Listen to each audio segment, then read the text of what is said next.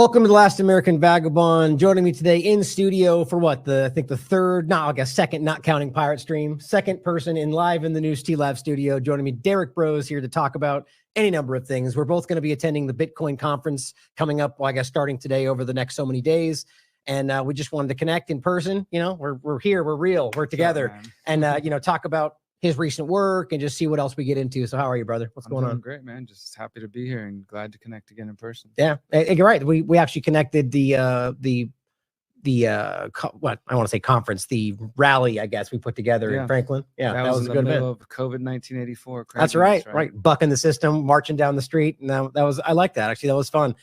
What I liked about that, actually, since we bring it up, was the overlap of, like, as much as there is obviously a lot of overlap in our audiences, like having, like, supporters that are there to support TLAV and supporters there for conscious resistance, and kind of having them together and see that unification. And that was a fun event, man. I like that. That was a good time for us. And we both performed music there, right? That was that was another good part of it. Happy to be back here, man. It's beautiful out here.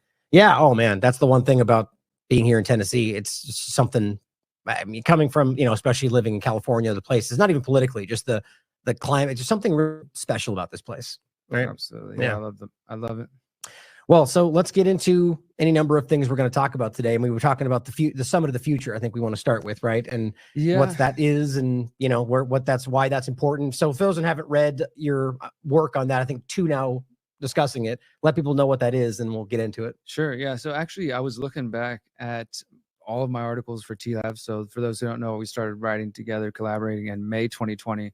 And I started writing about the Summit of the Future in 2022. Just 1 or 2 mentions, not really going into depth as I have recently. But those were just sort of previewing of they're discussing something in the future called the Summit of the Future. And there's a whole history that goes back to 2020, 2022. Secretary General of the UN, Antonio Guterres, has been saying we're falling short of the Sustainable Development Goals, the 2030 Agenda, and we need to come up with new financial mechanisms to fund this green revolution, this transition towards all the different things they want to do under the SDG model. And so that has just gone on and on, from white paper to online event, leading to last year's Sustainable Development Summit. And then that led to this year's Summit of the Future.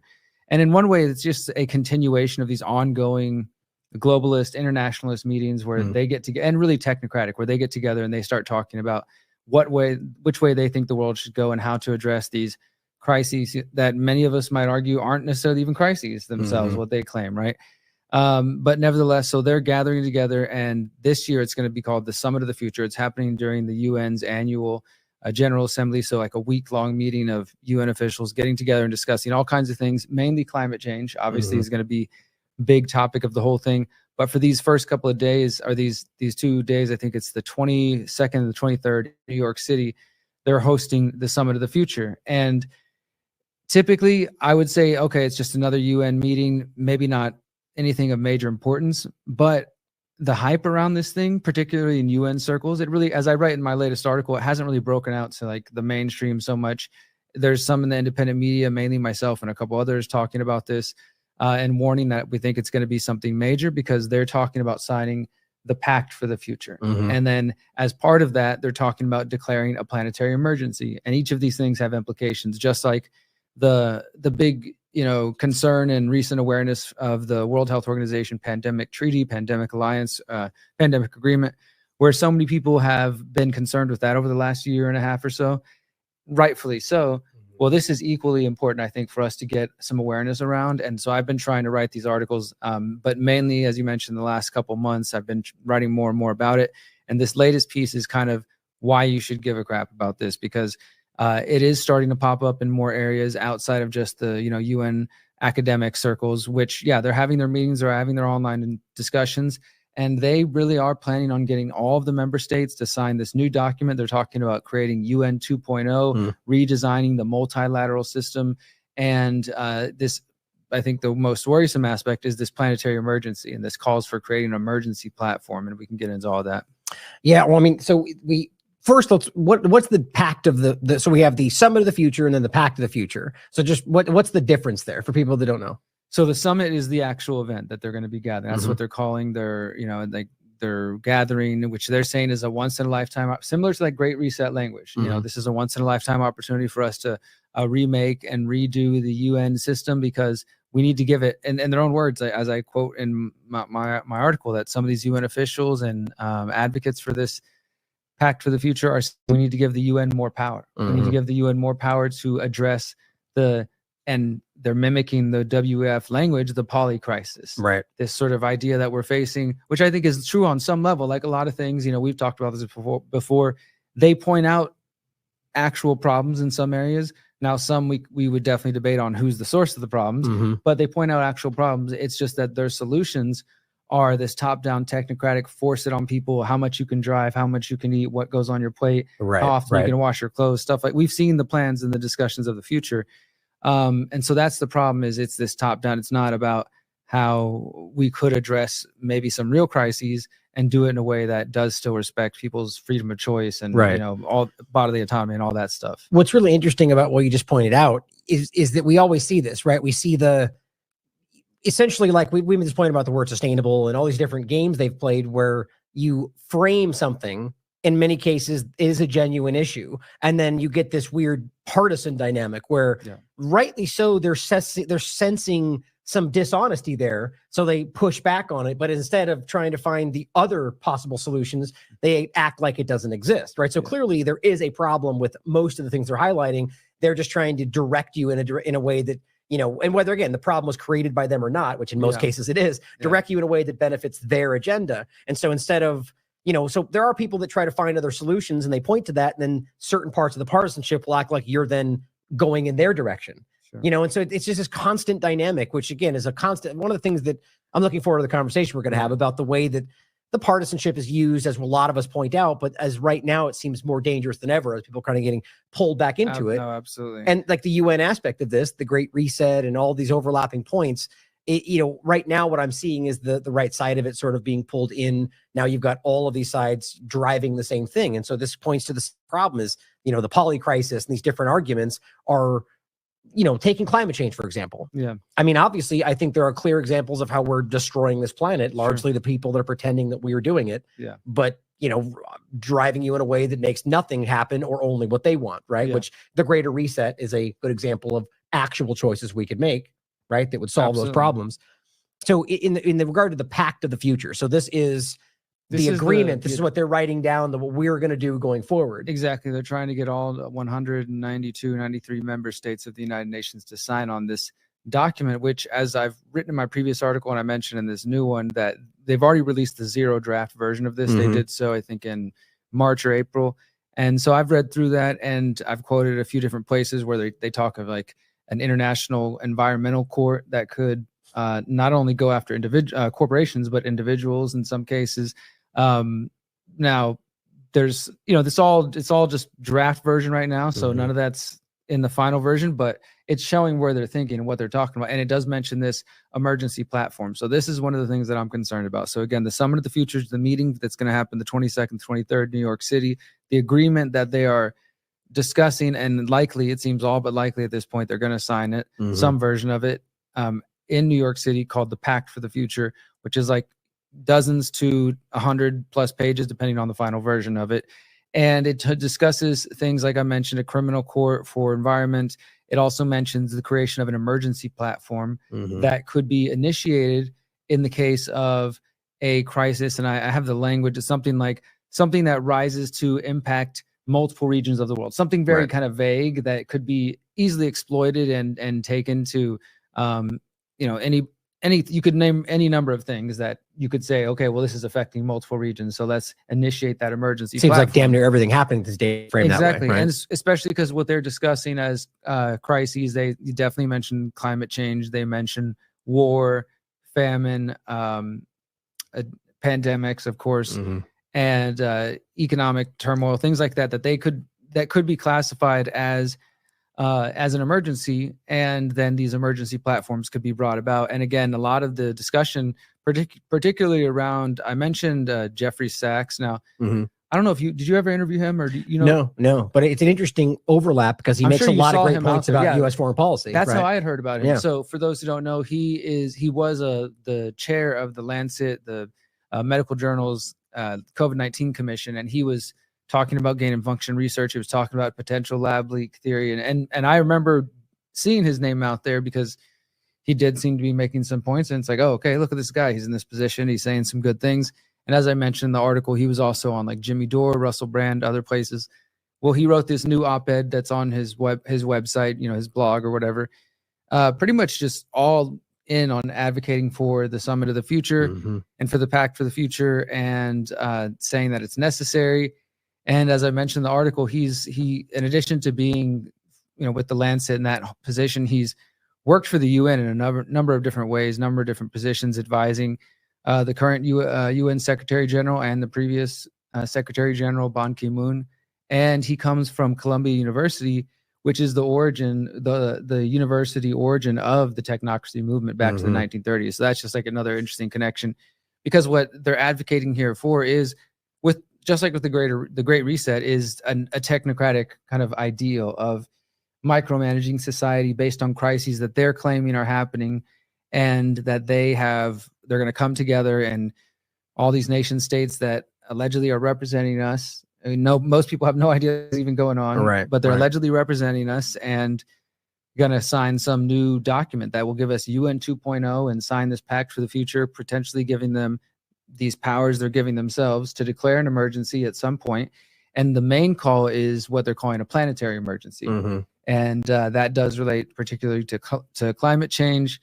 They talk about water, sustainability, water issues, and deforestation, different things, again, sometimes pointing at real problems, but misdirecting. I think you touched on it earlier, and it is, I think, accurate in most cases, unfortunately, that the same people creating the problems are then presenting these solutions or alleged solutions that they want us to go towards, when they're the people who created the problem in the first place. Well, so talking about Jeffrey Sachs in general, and this is an interesting overlap, right? Is that so clearly, I mean, it's hard. It could very well be that this is a person that's out there presenting other good ideas in the interest of kind of tricking you into this other direction, which is always something we should ask. But what do you think about that? Because it's interesting. I could see people with good intentions falling into this and thinking that this is what we like, especially right now with what we're watching in regard to the way the U.S. government is operating unilaterally, and and Israel, and so now you got this push from people who might, and I'm not saying I think this, I'm just putting it as an objective possibility, coming out and thinking that the more globalist direction would be the way to stop something like that. Maybe that's exactly why that's happening, right? And so you got these people that would step into this. Like, my point is, so he'll come out, and as I think we've talked about, and he's made some amazingly clear points about belligerent U.S. foreign policy, what they actually have been doing, what they're doing today, what he knows, what they're like, and they're lying about Israel, they're lying about Syria. It's and that's why, like, Jimmy Dore has talked to him. It's hard, you see that and you go, yes. And the point should be either way. That's the right thing to point out, even if he's doing it for different reasons. But so then the question is, what do you think the likelihood is that this is something he really thinks might be solving one of these problems, but he's being fooled into it, like in many other people, like in maybe just a broad sense too? How often do you think it's happening? I don't want to claim to know his inner motivations or anything like that, but I think all those possibilities you mentioned are possibilities. Like, for sure, there are a lot of brilliant people who can be really brilliant and have a great analysis in some areas or multiple areas or maybe a single area, and be really off base in a completely other. So that's possible that all, as humans, we all have blind spots and maybe aren't as well researched in some areas we'd like to be, but have strong opinions and things like that. So that's always a possibility, because I think sometimes we might jump to, or some people online might jump to conspiracy really right away of this person must be this or that. And I wasn't intending necessarily to imply that in the article, just quoting like, hey, this is what he's calling for though. Like, again, he said these things about COVID and other areas, but he definitely is advocating for the system. And it would be something good for somebody who interviews him, maybe I'll get to interview him at some point, to ask him like, hey, you're really great in this particular topics, but what do you think about this view of the things you're advocating for the UN? I quoted him in the article. He says, quote, on the goal of reforming the UN system, the key is to give more power to UN institutions and to make them more representative. That's the goal, right? And he's also calling for new financial instruments to fund like a new system of international taxes on CO2 emissions, shipping, aviation, financial transactions. A point would be, for example, there are people that I believe have good intentions that are completely snowed by the idea of the climate change narrative, right? Course, and so what me in saying all that, like if I had to bet, I would kind of think that might be what's happening there, right? So I'm not suggesting that either of us would know or that but I think what's important to think about is it's almost like, and something that you always kind of really chop away at, the kind of the base problem is the reverence towards authority in general. Like we're supposed to, instead of solving these problems in a way that are individual or, the whole point is a lot of these people end up feeling like there has to be a centralized solution. Otherwise it won't be possible. I think so. And so so this is, how do we defeat a problem like that? Where you have people that hypothetically are good intentioned and end up always seemingly falling into some level of centralized authority that needs to solve that problem. How do you get around that? For me, I think that's a great question. So I think part of it for me is why I consider myself a journalist in one particular area of my life, writing, reporting about things like this, but then also on the activist front, somebody who wants to organize something like the People's Reset, the Greater Reset, or go out and pass out flyers or, do the activation tour we did during COVID. Because to me, it's like, that's how I'm going to reach people. I need to like educate people and maybe consider people to get them to consider that maybe they can run their own lives and they don't need somebody telling them how to run their life, and just promoting, just literally planting that seed in people's minds. So I kind of consider like it really being, at least for me, a two-part kind of battle here. One part is education, waking people up, reporting facts, getting people to consider ideas and things of that. And then also the sort of, I guess, activist push for planting the seed of liberty and, people self-ownership and these sort of ideas in different ways, whether that, for me is personally doing speeches and writing books and that kind of thing. I feel like those are both important, right? Like waking people up to the facts of the world, but then also, some people will then go from there to thinking, and I don't really get it at this point, if we truly understand like the role of intelligence agencies, the mafia, like the various false flags that are documented in so many different ways, and then thinking that this system is somehow going to let us win through voting. It just, for me personally, is kind of mind blowing. But of course that doesn't mean things are hopeless, but anyways. No, I mean, I think that's important. It always comes back to that, doesn't it? It's just funny, like, and not that we were even planning to get into the conversation of voting, but it's like, it's this hurdle that we can't seem to get beyond. Like, I honestly think at this point they came out and utterly, which frankly, I think that's already happened, but utterly proven with documents and statements that it's like your vote literally has no effect on the outcome. Like, actually, I think Represent.us did with that Princeton study where they said it was statistically insignificant, zero out, but at the end of the day, even if that happened, people would still go, okay, well, even though I know it has no effect, I'm going to do it because what else are we going to do? That's the kind of response we always get. It's just this hurdle that we cannot ever get past. Same thing when it comes to local voting. There's, do what you think has the most effect. But, we need to battle this problem of thinking that at some level we have to appeal to the people telling us they're going to solve our problems. Otherwise, it will never actually happen.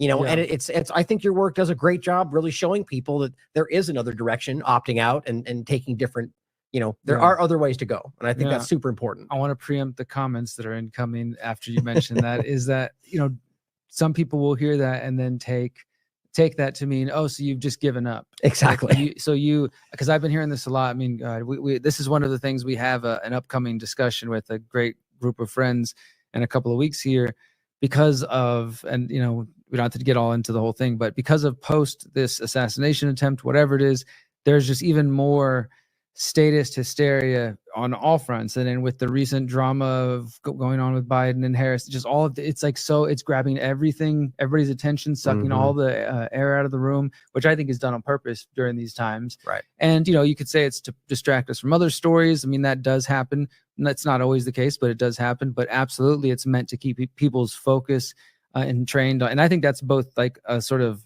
mental awareness, but also even on a spiritual front of like keeping us just entrapped into that system. So I say all that to say, choosing to not to participate in that system after knowing all the craziness is not choosing to give up. Maybe for some people there is like an apathy, but that's not what I personally advocate at all. I mean, I like to say that I vote with my actions every day, and that is the sort of idea that many of us are familiar with, of voting with your dollar, right? Of like the kind of corporations and businesses you support. Supporting local businesses over others, support people with values that you have if you like to do those sort of things. That idea. but also a number of other ways where you're just choosing to not participate in different systems. So it doesn't mean that that you've checked out of society and you don't care and you're just, or people will say, oh, you're just want everything to crash. I've heard that a lot. And then what I'm saying is post-Trump assassination and this hysteria of me proposing that, hey, maybe you don't need to vote for any of these people. Maybe you don't need to settle for Trump based on what we've already seen and what we're hearing now of who he might work with, et cetera, et cetera. And for some people, their first thought is like, so you just don't care anymore. You're just giving up. But that's the opposite of, so I just wanted to make that clear, because there will be people who jump straight to that. They think that just not voting is, and again, to me, this is part of the programming, thinking of that like that. We're in our beautiful minds and all the realities of human beings, everything that we can think of and dream up. The idea that if you don't vote, that's it. There's just nothing else. There's nothing else there to do. It's either we're going to be violent, we're going to go storm the Capitol, we're going to throw Molotov cocktails, we're going to riot or whatever. That's how we're going to have our revolution, or we're going to vote our way out of this, or we're just going to be apathetic. And that's what we've kind of, most people I think, considered the various options somewhere in that, shades of those things. Yeah, well, it just highlights the same circle of problem. It comes back to the idea that it's, so the idea of what we're saying being framed as giving up simply means that the only, like you just said it, the only thing that would matter is the vote then. Yeah. Like, and this is what's so infuriating about it, is that there's obviously, I think, a verifiable reality that the actions that have more effect in every possible way that we do every single day, and I think that most of the people that are in that position, there's plenty of people that are just like, I don't care, that exists. Yeah. But most people that are saying recognize voting has no effect are not then going, I give up. It's in fact much, much more around that. And I think that's self-evident, so that's people that are just like they do not want to acknowledge that they don't have that influence. And I think that just terrifies them. It's a little bit of cognitive dissonance. I definitely think people are, it's like, for some people, it feels like, because I'll hear this from people. Okay, yes, I hear you. Yes, the system is that corrupted. Yes, these things are going on, but I got to do something. And okay, this is one thing. If you feel like voting serves you in some way, go there, go get your sticker, press the button, do the thing that you got to do. And I hope your team wins. Hopefully it's good for everybody, right? Whatever the storyline is.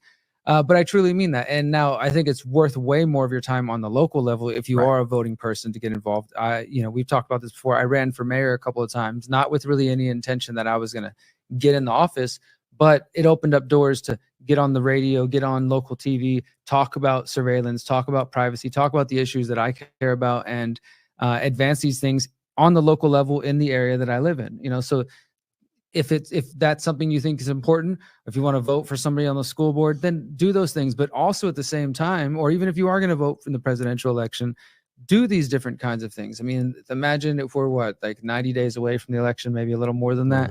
If you decided to start growing your own food today, or, just learning new skills, like there's so many other ways that you can, again, vote with your actions that in that time, again, plan to vote, go vote on election day. But between now and then, try these other things, explore options outside of big tech, like start thinking about getting off these different systems that we know are going to lead to the fourth industrial revolution, great reset, you will own nothing, be happy world that they're trying to create, and it's not that I don't think we could potentially delay that, prevent it, but in the case that we can't, if you're still on these old legacy systems, you're going to get pulled into that reality. So with the idea is then don't just vote and wait and trust that a politician's going to fix, especially in the case of Trump, where we can see who he's connected to. Right. Instead, okay, if you want to do that, but also put your energy into what you can actually do in your own community, in your own area. So, I mean, that's essentially the message. It's actually far from giving up, and it's actually a lot more work than just pressing a button and voting. More responsibility. Exactly. And for those that are specifically looking for other than voting to make it a political change, then, do whatever, go out and protest, go and speak to your Congress people if you think that makes a difference. There's a lot of other things that, like, even objectively in regard to the vote itself, within the context of what you see, actually have more of a difference on the outcome, in my opinion, But so to bring this back to the point, so, to what we were talking about, that you were talking about the planetary emergency, right? And where this is, the idea of creating, identifying the poly crisis. And this obviously overlaps with the cyber polygon and the cyber pandemic and the same things they're pushing. That could be the crisis itself. Right, right. And so we're talking about the planetary emergency declaration, and to kind of overlap that with this point is what I see happening everywhere. Is that, so that obviously I think is more effective against the left, right? Yeah. The idea that we're dealing with the climate change problem and all the pandemics, and so we have to act, right? So you got a lot of the left, I think, that are almost like sleepwalking away, okay with a lot of that stuff. Yeah. And then on the right, this is where I see this push happening now to aggressively get them on board from the other side of it, right? For whether it's digital IDs or, whatever it is, but through the idea of like stopping illegal immigration or, that's absolutely part of it. So give me your thoughts on how that works in regard to declaring a planetary emergency, right? Because right now, I think if you did that based on just the previous discussions, the right would largely push back, right? Because they're very resistant, and rightly so, to the UN, and unless it happens to be interest of the political paradigm. So how do you see that going? And talk about that planetary emergency point. Sure. So that's a great point you make there. Like the just broadly speaking, the left has mostly bought the COVID operation. Not all of them, of course. There's leftists against lockdowns, things like that. Let me say really quickly, the way I look at it is you've got the Democrats and Republicans, and that's the two-party illusion, team sport politics maniac. Then you've got liberals and conservatives mainstream that are a little bit right, more open, and then you got people that are away. I think you don't see the whole thing. So some folks in there that would probably be more left than right fell for and have continued to fall for the COVID operation and a lot of different things. And yes, are more likely to believe the United Nations and trust these sort of severity of the claims of man-made climate change and things like that. Where the right is more, broadly speaking, again, more likely to question those things. But I do think, and this is just as one example, the fact that we're seeing Peter Thiel and around the Trump campaign and, of course, all of his connections and Zuckerberg, basically getting behind Trump and Musk getting behind Trump. We're seeing big tech get behind Trump. And those are the technocrats, in our day and age.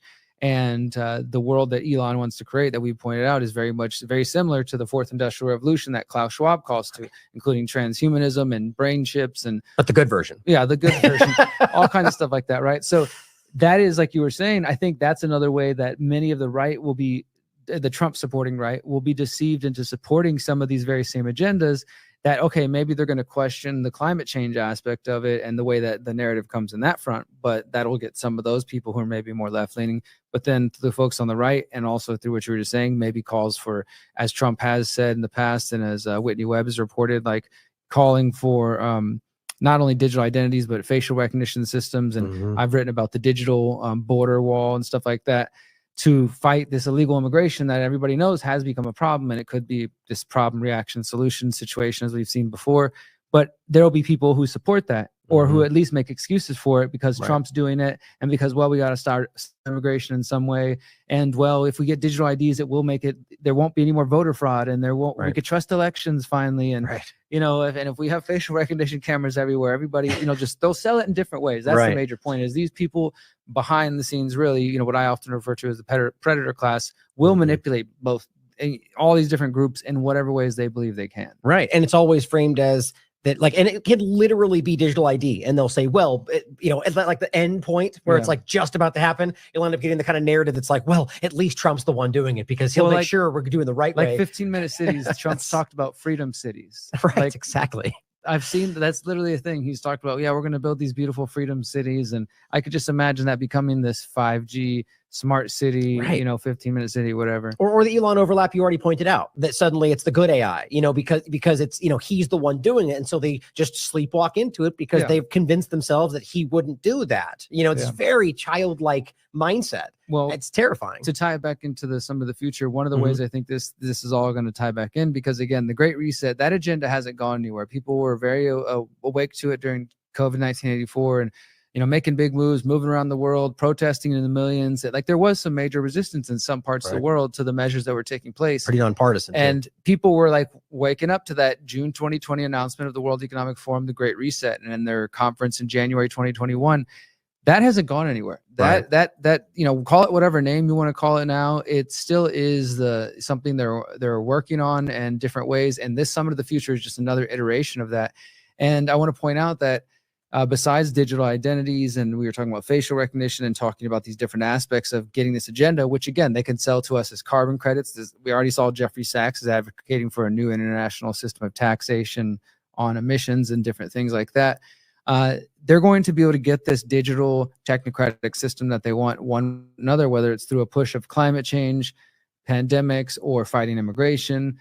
And that involves having digital identities, having facial recognition everywhere, eventually things like social credit scores, but also digital currencies. And we know CBDCs. So I want to mention that just like many other places, we're seeing the call for the Summit of the Future to also create a new international financial system. They keep saying it's time for a new Bretton Woods movement, which is, of course, what created the International Monetary Fund. And there's a UN document that I quote from that's called "What Would It Deliver?" And it calls for a global financial system that works for all and a transformed international financial architecture fit for purpose, and includes all the words: inclusive, representative, effective, resilient, etc. But it's basically about creating a new financial system to fund the SDGs, to rapidly finish them by 2020, to reach these goals, 2030, to reach these goals of completing these 17 sustainable development goals based around climate change. And this is, as I reported for TLAV back in 2023, when France held the Summit for a New Global Financing Pact. They've been kind of building to this moment of not just declaring the planetary emergency, which is the major part of it, but also remaking the UN 2.0, and some sort of new international financial agreement to get major funding, probably from groups like BlackRock and others, and not because it says not just nations anymore, that they want to move beyond just it being funded by donations from nations. We need all state. This is stakeholder capitalism, right? Right. So they start getting these private funding along with government funding, which is all taxed from people, to basically invest the money to rapidly get to these 2030 agenda and net zero goals. And that is, I think, another major worrisome aspect of this upcoming Summit of the Future and this Pact for the Future. So in regard to the funding, the public-private partnership that you highlighted there, so what from your understanding of that, what does that change for them? What is the concern there? Why would that be happening? My first thought is the idea that there's now elements of things that are very clearly controlling or, in some way influencing the way you live your life. Yeah. But if you want to investigate or ask, well, sorry, it's a private company, So what are your thoughts on that? Other ways that might be used, and why they would be why doesn't the government just come out and say, this is your best interest? Why is it becoming this weird fascist overlap? Oh, with the corporate and kind of public-private. Yeah. Well, I think that Whitney makes this point about Palantir, and, the point being that lifelong total information awareness, we push back and they go, okay, we'll use we'll make it a private company then. So give me that version of what we're dealing with here today. In some ways, it being, when it goes to private companies or private organizations, or even various versions of non-profit type philanthropic organizations, especially, for one, there's different privacy rules that the public can't necessarily FOIA some of those organizations, right? As you can a government agency, something like that. So that's one thing, is being able to move communications or maybe funds, because you can hide behind some of these different it's private. It's a private company when you want it to be. It's the government when you want it to be, right? Yeah, so exactly. Or some 501 whatever that has certain levels of privacy that the public can't get to. There's different things. There would be benefits to somebody if they wanted to use them in these ways. And yeah, I think that overall, this is that. I don't think it's cliche to say that it fits the definition of fascism when it does become this public-private collaboration. Not to say that every single thing where the government and some outside agency, organization, corporation, etc., collaborate on, they build a park. Obviously, that would maybe, I guess that's still fascism or whatever, right? Well, but you know what I mean, within reason. But when they're coming together to then, in this case, it's not only just that, let's give them a bunch of money so they can spread the Agenda 2030 propaganda and start initiating programs. And they're specifically saying that developing the third world nations need money to rapidly transform them. So they're going to try, whether they want it or not, right? Yeah, exactly. They're going to try to get them all, we've seen them do in India with the Bill and Melinda Gates Foundation funding the Aadhaar system of digital identities and scanning the retina of billions of Indian people, over 5 years to a decade. And obviously China and other places. So they want to go in these places. And I've written about this before too, that the whole thing is these poor people are, they don't have identity in there. They just don't have a bank account. We need to get them banked, and they're the debanked of the world. And they talk about it like it's a negative thing. We need to get them into the matrix. So we need to get them a digital identity, scan their thumb, their retina, get them in the biometric system, so then they can get government documents and then get a job or something. That's the way they paint it, right? But it's really, they're creating this apparatus, and it's easier to sell in the unfortunately, in the developing world, many places, who are in poverty and who could use some support, they are able to kind of buy that in by sort of, in some ways, maybe actually elevating their life standard, but also, of course, doing it in a way that is bringing them into the system already, that in some places like the US and elsewhere, we're trying to prevent going into, you know. Well, and they present it like some kind of panacea that's going to solve all their problems, when obviously that's plenty more problems come along with it, even if you do have some benefit from it, you know. What I wanted to ask about the CBDC point, right? And so the idea of the CBDCs is a really very prominent aspect of all of this. And so what do you think about the idea? Like, so we have a conversation about AI and the worry that whether or not they do reach some level of, you know, whether we're talking about sentience or anything, you know, the idea that the AI is something knows better, right? Listen to it, you know, whether that's the reality or they're just behind the scenes pumping in where they want, you know, the AI says, you know, like kind of thing where it's really just the social engineers kind of using that as like a puppet almost. In your mindset, you're worried that that's something that might similar happen in regard to CBDCs, right? Where, you know, it's not what they frame it as, it's just simply some level of digital currency that's just being used. Like one of the popular statements somebody made, I forget who it was like, look, why do we need this? We already have Venmo and digital, you know, obviously because it's just a ability to control, you know? So where do you see that at right now? And then give me your thoughts on, you know, where that's at and where it's going in regard to CBDCs. Well, so this is an interesting conversation because, as you mentioned earlier, we're going to the Bitcoin conference out here this weekend. And you know, not to get the whole conversation in that direction, but I've been involved with the Bitcoin space since 2012 in terms of receiving my first transaction for just some journalism I was doing back then, and then starting to report at the Texas Bitcoin conference in 2013, 2014, interviewing Ben Swan and Vitalik of Ethereum and other, you know, just learning about the space and exploring it, and have seen it go from, at that point, being a very anarchistic, free-minded, you know, freedom-minded, etc. Space of, you know, mostly what people would term back in the 90s, the cypherpunk type people, like, this is non-government money. This could potentially get us away. You know, a lot of people from the End the Fed movement who are like, this could get us off the central banking system. And I still think that. I believe that as well. And there was always that, and that was the majority back then. And then the folks who even then, I'd say 2013, 14, who were like, if we're going to really grow this, it needs to become regulated. We need government support to make it mainstream, acceptance, etc. Well, that side has mostly won these days, you know, and, you know, that's like, again, a whole other conversation. But in terms of the CBDC, I do think that Mark Godwin, who Whitney's been doing some pieces with recently, formerly over at the Bitcoin magazine, that he is correct. He called it the Bitcoin dollar, that just like we have the petrodollar, that Bitcoin, along with a CBDC, I think is going to be out. They are going to be kind of allowed to continue, but it is going to go all digital. But just like you already have a dollar and then you can get gold, Bitcoin has been promoted by a lot of these people, not as a currency that we can use that will get away from the government and away from taxes and away from the Federal Reserve System, which was the way that I was originally learned about it, what I was excited about, you know, why I still use things like Monero and things like that. But over the years, the folks who, and it's some of them connected to Blockstream, connected to the Bilderberg Group, connected to shady people, have called for it not being a currency. It's digital gold. Hold it. Now, you know, it's mainstream pretty much. You got big corporations, BlackRock and others saying that it's a great thing. And so Mark and others have argued, I think correctly, that we're going to see this system where, yes, there will be some type of CBDC rolled out in different countries. And we're already seeing these programs tested and seeing it tested by the Bank of International Settlements. And but then Bitcoin will still be allowed, but it's not going to be some freedom money. It's this just, okay, at best, some investment that those who continue it might get some gains on, but not in a radical way that you actually use it. Like, it's just going to be another thing you hold, effectively defeating the original purpose and intention of it. So I think that's kind of what, in terms of the financial thing, and now that's why they're calling for this new financial international system, but also calling for a major investment of cash, like injection of cash into the UN's efforts to, in the next 5 years or so, 5.5 years, to complete these goals. And so that's the other reason that I think it's potentially worrisome. In addition to just that, like I said, that call for the planetary emergency, the emergency platform is what they call it. And as I write here, and I've pointed out in a few articles now, that this goes back to the Club of Rome, and like they've been around since the 60s.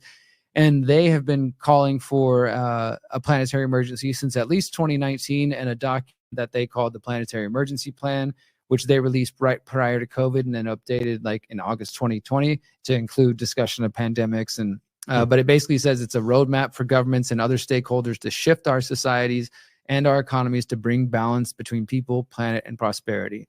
And so, yeah, it's them. And you can go back and follow their history of their being essentially calling for population control in some way, eugenics, and same thing. They've been calling for this planetary emergency. It's these like Paul Ehrlich and these other scientists who've been wrong and declaring there's gonna be a population bomb and humanity is the problem. Like these are the psychopaths and in many cases who have influenced.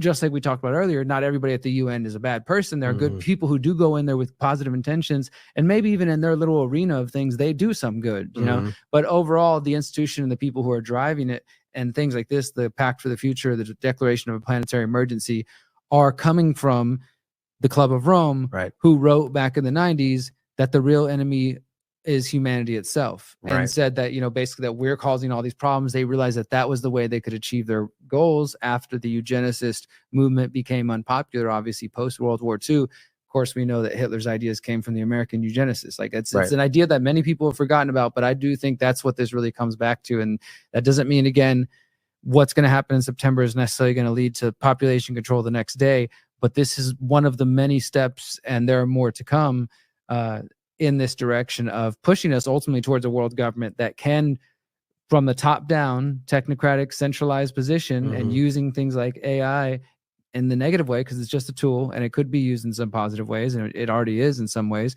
But using that along with what we described earlier, digital identities, facial recognition, basically creating a system that can be tracked and traced and easily managed, that is the technocratic vision. And then they talked about back in the day too, the original technocrats, energy credits. Well, we talk about carbon credits. We talk about these sorts of things. Like that's the system that they're building. And unfortunately, I think that this Summit of the Future, this Pact for the Future, this Declaration of Planetary Emergency, in addition to now they're saying they're going to sign the Declaration on Future Generations, the Global Digital Compact.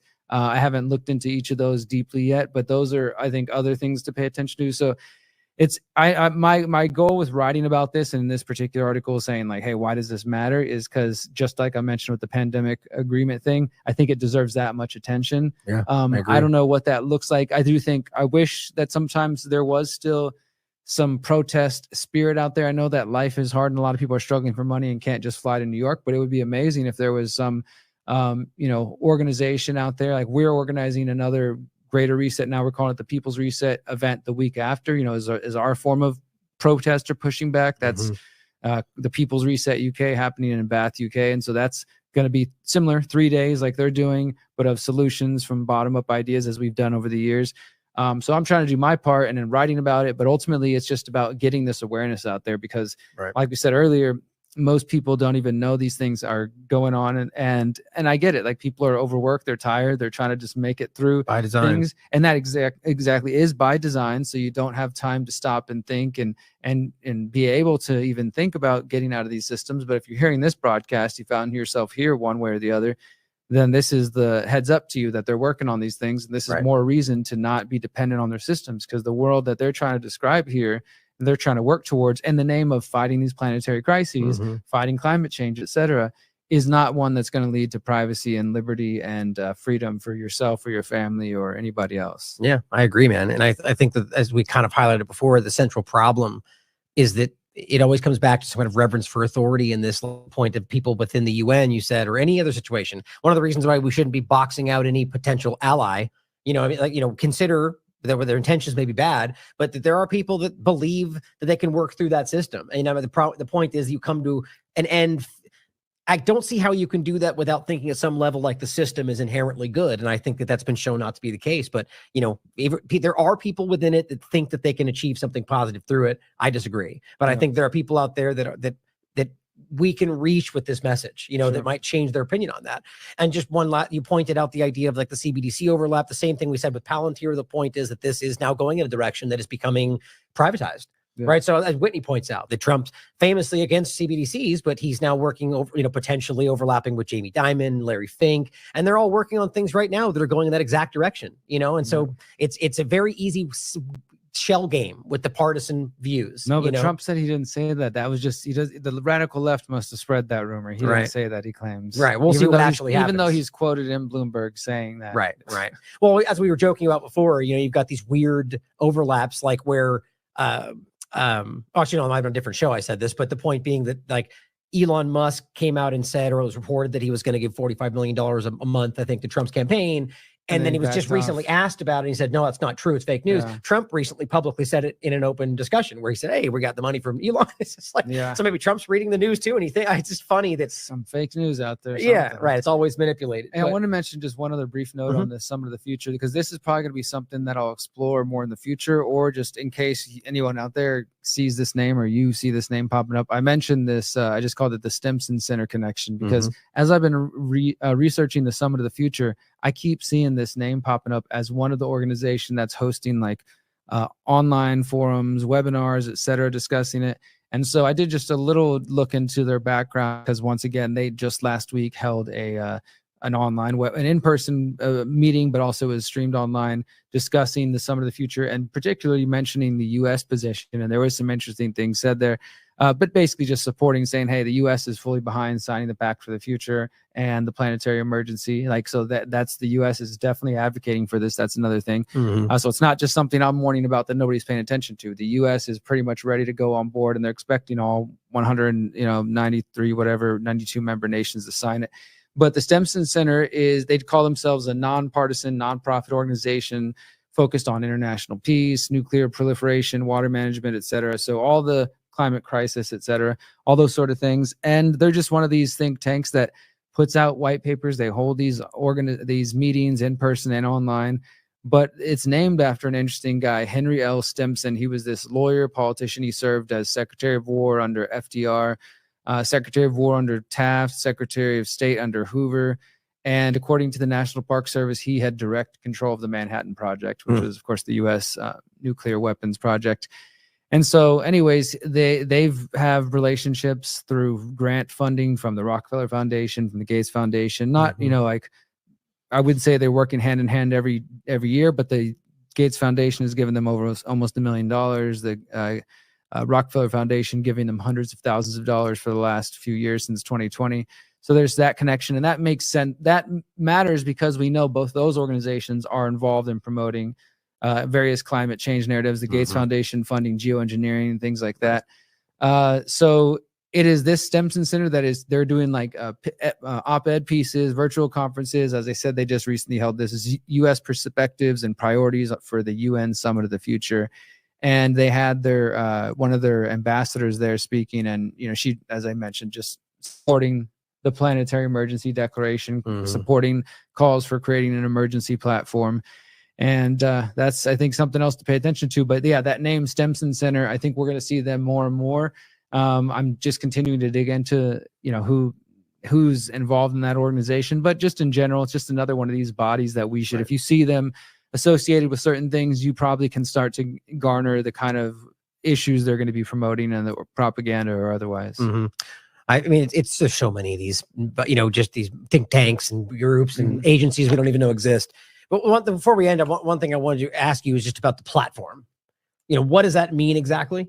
Right. And so, like, because it's the word itself seems almost deliberately confusing with what, like, are they talking about like an online concept? Or so explain what that means for people in regard to, based on whatever they claim is the planetary polycrisis emergency, what would they then create? And on the way out here, what would that achieve? Yeah. So the it says the zero draft version of the Pact for the Future. Like I said, they released that in March or so. So this is just early version. I think they've only released one more since this, but it talks about the emergency platform that would be activated, and this is the exact wording I was discussing earlier, in the event of, quote, such a shock that has an impact on multiple regions of the world and would require a, quote, coherent, coordinated, and multidimensional response. Now, they claim that... And that's the platform. That's the response they're saying? So what do they mean by platform? So right here, it says the emergency platform, quote, would not be a standing institution or body. This is what they claim. And that the UN claims the, quote, decision to convene an emergency platform that would, in their words, fully respect the sovereignty, territorial integrity, and political independence of states. We swear. So it's interesting they put that in there. Like, they make it clear like that, which feels like a little bit of like, we got to put that in there. Yeah. So yeah, so that's part of it. Now I go into explaining how there's other organizations funded by the Rockefeller Foundation, like the Climate Governance Commission, who've been promoting this idea, of course, the Club of Rome.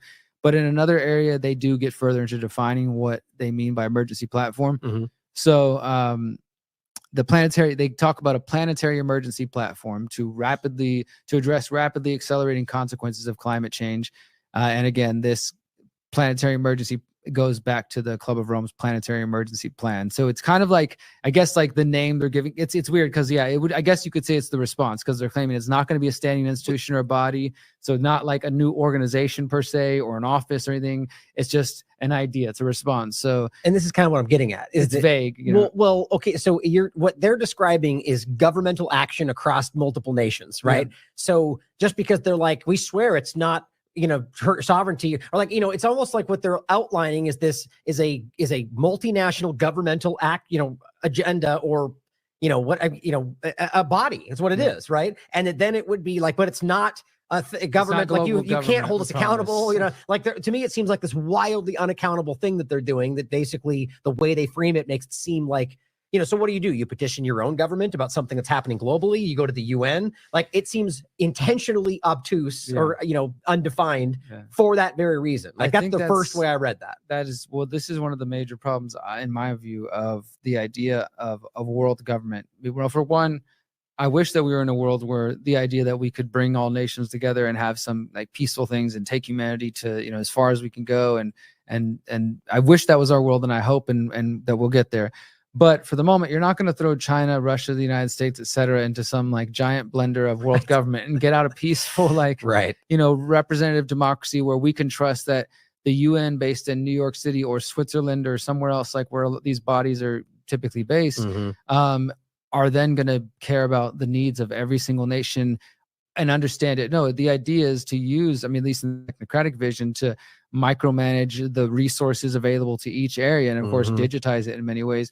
So it's problematic for multiple reasons.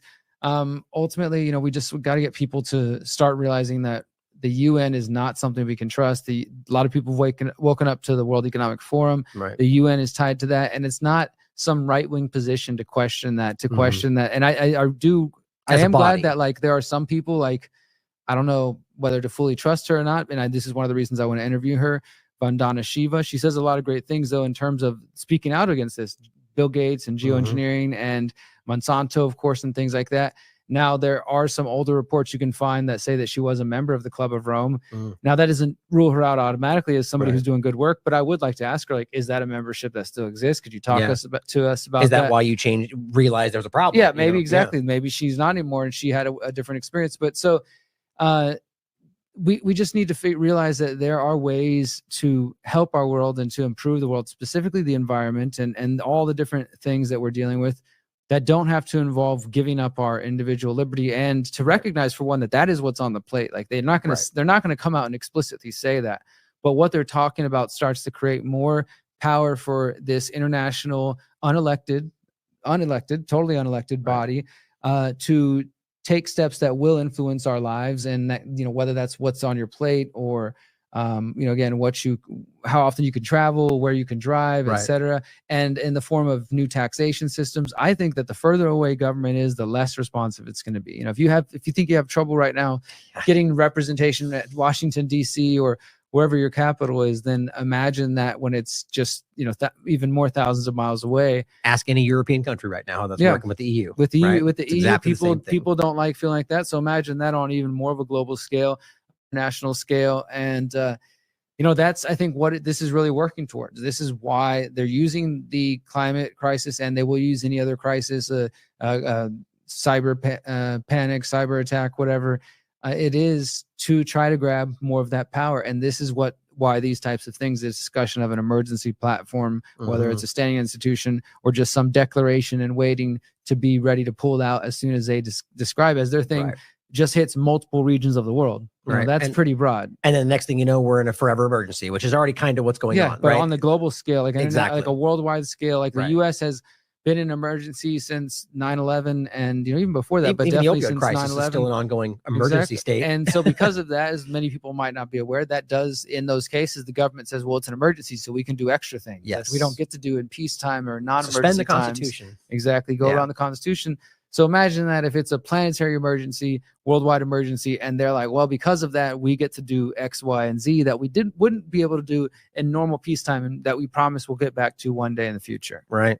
Yeah. And the last thing I'll leave it on that is that, we're talking about the idea of individuals and individual sovereignty, or, as a nation, but, your own individual rights being circumvented. You think about this on a global scale, what's the first thing you're going to see is that, well, this is a global body, except for that person, that country, and these groups, because they're terrorists, or they don't agree. They think this, that's what will always happen, is they essentially create what they call the international community, which is really the ones that are in line with their agenda, and the rest get boxed out. And so right out of the gate, I promise you, as you highlight China or Russia, it's like, wait, so are they the biggest threat to our democracy, but we're going to work to save the planet? Like, how does that work? It's there's so much overlap and dishonesty in all this. That's why your work is so important here, is that really beginning to open this door for people. And I know there was a bunch of other things we were going to get into on the way out. Did you want to shout anything out before we wrap for today? I would just, well, thanks for, first let's, for the conversation. We're having this in person again. And I hope everybody's enjoyed it. And I hope you will check out the Summit of the Future and learn more about it, spread the words, whether that's printing out flyers, that's sharing my articles, sharing this interview and this discussion and my other previous discussions with Ryan on this. Whatever you can do, I think it does matter. I think it does have an impact. And just like we saw with the awareness around the pandemic agreement, I think that's definitely, and it's not to say, of course, that that's disappeared by any means at all, but it seems like it was delayed in the big moment that people were building to. And I would say that's got to, the public pressure has had to play a role to some degree, because people were talking about it all over the world in different countries, different languages, and pushing as far as Japan and other places, protests and push back in different ways. So I think that's a great thing to see. And if we could get something similar, some type of other similar awareness with the Summit of the Future, that would be a really great thing. And I'm grateful to see that some of my articles I've written about it have been translated to Spanish and some other things like that. So getting the word out, I think, on that does matter. I did want to mention that I put out another article in my, probably for now, there might be a part 4 in the future, but probably for now, it's going to be the last one in this Bethany Christian Services series, which I did about the adoption firm, Bethany Christian Services. And in the first 2, it was more specifically about the organization, exploring their history and their funding and how they're kind of related to this broader movement that I wasn't even really aware of it, but essentially very wealthy Christian evangelical philanthropists who are funding adoption firms and at the same time, funding anti-abortion legislation and funding adoption firms and trying to put their, investments, their money towards that, and the consequences of that, and how it's not all lovely and beautiful like most people would like to believe, that the case of mother can't have baby, so they choose to adopt, and they find a baby that came from a home that was unhappy, or parents died or something, and then they get a better life, and everything's good. That appears to be the minority of the cases, from what I've learned, unfortunately. Yeah. And so this is we looked at the history of Bethany Christian Services in the first one. In the second series, I talked to 4 different families, 3 who went on the record about their direct experience with Bethany Christian Services. And we found court records and court documents from California and elsewhere documenting the cases of what they're talking about, of manipulation, lying to parents about these so-called open adoptions, just all sorts of things. And so that was the second piece, and that's really important. To me, it felt good because this is directly us sharing the stories of these women, and this is not something that most people have, or I wasn't aware of this before. I was made aware of these information from a listener who sent me this way and told me about their story, and it's a whole different area of research, that you could kind of broadly term adoption truth. And so for this third article, I wanted to show a couple of the organizations that have been formed that are actually trying to do the good work of helping people out, which I think is an important story to highlight the solutions. But also, of course, they are people who have suffered from the adoption industry themselves, and that's why they chose to get involved and help other people. And then also I look at the international adoption scene, specifically the Korean adoption industry. And that is a whole nother story that I just started to touch into. And so if I do a part 4 in the future, it's going to be focused on more of the international, Korean, Ukraine. There's Africa, other international adoption scene. But this one was important because the group Saving Our Sisters and the Adoption Truth, they have little, let me see if I remember, I want to say it right. The Adoption, Truth, and Transparency Network, Information Worldwide Network. They do Adoption, Truth, and Transparency Worldwide Information Network. They both do great work, and one is Janine Vance and then Renee Gellin and her partner there. They're providing resources and information for parents who, for whatever reason, may be considering adoption as an option, and not to push them to any other adoption necessarily, other than trying to keep families together. That's their main kind of thing. And because, as I reported in the previous pieces, Bethany Christian Services has partnerships with these hospitals. So if a mother expresses some doubt about wanting to have a baby, whether it's like, I think I want to have an adoption, or I'm thinking of abortion or whatever, Bethany's right there to say, here, learn about our organizations, and then immediately starts to become kind of coercive and like pushing them, saying, hey, we've got family ready. The family starts showing up and just different things. And often to not always the case, but often to very young women who are low income, no support network, maybe have drug issues or mental health issues, people who are being manipulated in some cases. And as I show in this, and through the stories that we've learned here, particularly in Korea, that this is essentially legalized child trafficking in many cases. And I say legalized because they technically have, through their system they've created, have the backing of the government, the local governments, whether it's in Korea or the United States or elsewhere. And it's like a post-World War II network kind of that setup one particularly, thing, right? Exactly. And so that's one of the women I recently interviewed is journalist Catherine Joyce, and she's the author of Child Catchers, and I quote her in this piece where she's talking about that, and it was called the baby scoop era, post World War II. And in the Korean situation, it was post Korean War. Lots of these Korean orphans that were there, and then these different, mostly Christian evangelical organizations stepped in, and this infrastructure and this sort of model was created largely in Korea and then exported out to other places of, just commodifying and these babies. And so now it's $1 billion industry, like, billions of dollars a year is made through adoption, and in some cases outright lying to parents, like both the parents of let's say the parents that are around, but maybe they're not rich by U.S. standards, but they still have a house and their parents, they're there's love, all that stuff. And in some cases, Bethany and other organizations, there's also the Holt adoption firm that I've learned more about, that will go there and just outright lie to parents, say that they're going to the U.S. for some sort of like schooling, but then essentially take them and then sell them to another family that's adopting them and was told that their parents were killed or something like that. And then later in life, the child starts to research and then these things are happening, and it's not uncommon at all based on what I've found. And so, and the lie of open adoption. And I mean, that's one of the hardest parts of this is these parents being promised they were reluctant, but they give in because it might be better for them. At least I get to see them. And then that doesn't turn out to be the case. They often think that, as I reported as well, and as Catherine Joyce told me too, that sometimes it's women who are just as short of like a $500 bill or something, where, they're going through a tough time financially, economically, which, can happen even after you have a child, but you make ends meet, you make things work, right? But in that tough space, like you said, they might reluctantly choose to go through adoption, and mainly with the impression that they will be getting letters and they'll be getting updates and they'll be able to be in their child's life.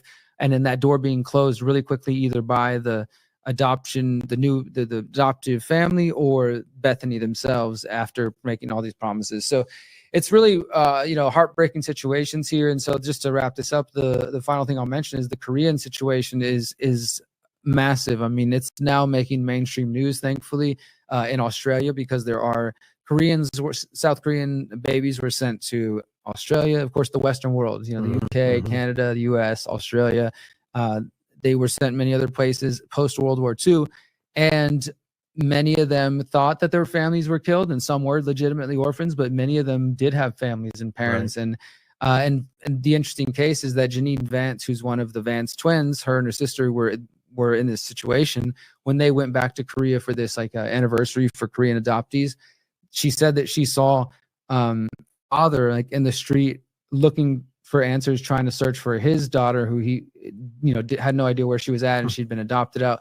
And this kind of led her on a journey of investigating this whole thing. So it's just this really big thing that in some ways, thankfully, there seems to be getting traction. Like they're working with dozens of organizations to send this special request for the Korean government to investigate this. They have a Truth and Reconciliation Commission to investigate Korean atrocities throughout history, particularly the war. And pushed up the network, right? Yeah, exactly. Yeah. And so, there is some awareness building, But for the most part, you know, when I talk to Janine and talk to some of these other women, the mothers and Renee, it's that there's just a huge lack of education, that most people have a completely different idea of what they think is going on in the adoption industry. But unfortunately, much like we've learned with things like CPS, foster care, one of my next big investigations is sort of tangentially related, and that's looking at some folks that might have heard about them recently through some documentaries that came out, these WASP systems, these student program systems that through Dr. Phil and other shows like that, where they take these kids, like literally strip them away and take them to these crazy schools with abuse going on.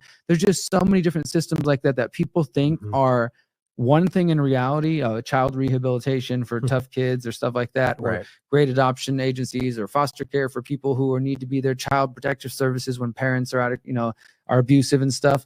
But unfortunately, these systems are manipulated, corrupted. Right for abuse. They're imperfect, of course. I'm not saying there's no good people in there, but it's definitely more going on. And so my goal with this whole series has been to just highlight it, because I was not aware of this until, again, a reader reached out to me. So thanks again, of course, to everybody who always sends, you know, ideas and tips and things like that, because sometimes we don't see stories that are going on, and there's just so much going on, unfortunately. Yeah.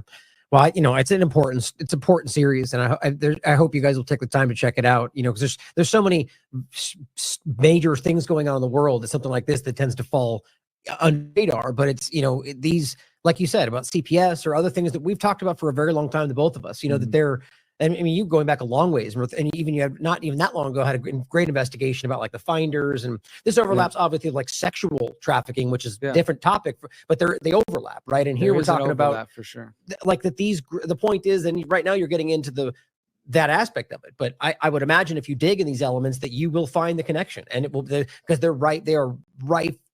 They're rife with abuse, or but the potential for it, like, because I think it was even the CPS that acknowledged over the years. I think it was California, but there was I forget the exact number, but I remember it was something like 60 like a huge percentage of the people that found themselves in these sexual networks were coming through CPS and foster care. And that doesn't have to mean that was deliberately done. We should ask that question, but just the overlap. The willful ignorance to the idea that, well, this is an inherently good thing, so we shouldn't question it, gets abused by the predators that we know are there, you know? That's that blind trust in authority. Exactly. So I really appreciate your work, man. And it's great to have you in the studio and have this conversation. Absolutely, hopefully we can do it more in the future, and we'll have a lot more to talk about, I'm sure. Yeah, absolutely. Thanks for having me on, and appreciate that. I hope everybody will check out the Summit of the Future, and then again, learn more about Bethany Christian Services and that whole, what I'm calling the adoption industry complex. Yeah, absolutely. Well, thanks for everyone for tuning in. And as always, question everything.